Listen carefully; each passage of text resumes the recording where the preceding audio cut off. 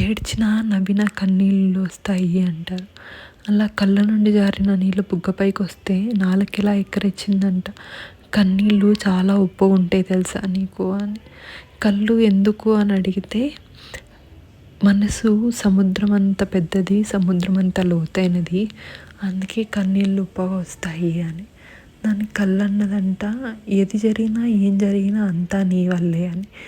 నాలుక నేనేం చేశాను అంటే, నువ్వు కరెక్ట్ టైంకి నా బాధ అనేది బయట పెట్టకపోయినా, నోరు తెరిచి బయట పెట్టకపోయినా, బాధ లోపలే ఉండడం వల్ల మనసు నుంచి కళ్ళలో నీళ్ళు వస్తాయి బాధ భరించలేక. నువ్వు కరెక్ట్గా మాట్లాడకపోయినా ఆ నిష్ఠూరం నాదే, కొంచెం గట్టిగా మాట్లాడి కోపం చేసినా దెబ్బలు కూడా తినాల్సి వస్తుంది అని. ఇక్కడ నిజమేంటి అంటే, ఎవరిని ఎవరు ప్రేమ చేసుకోవాల్సిన అవసరం లేదు. కన్నీళ్ళని కంట్రోల్ చేసుకోలేము, నోరుని కంట్రోల్ చేసుకోలేము. నరం లేని నాలుక ఎన్నైనా మాట్లాడుతుంది. మనసులో బాధ తట్టుకోలేనప్పుడు కన్నీళ్ళే వస్తాయి. అలా అని ఏడ్చిన వాళ్ళు అందరూ సఫర్ అయినారని కాదు, మాట్లాడితేనే అన్ని నిజాలు అని కాదు.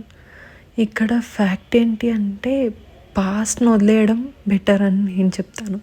పాస్ట్ వదిలేసి ప్రజెంట్కి రండి. న్యూ ఇయర్ స్టార్ట్ అయిపోయింది.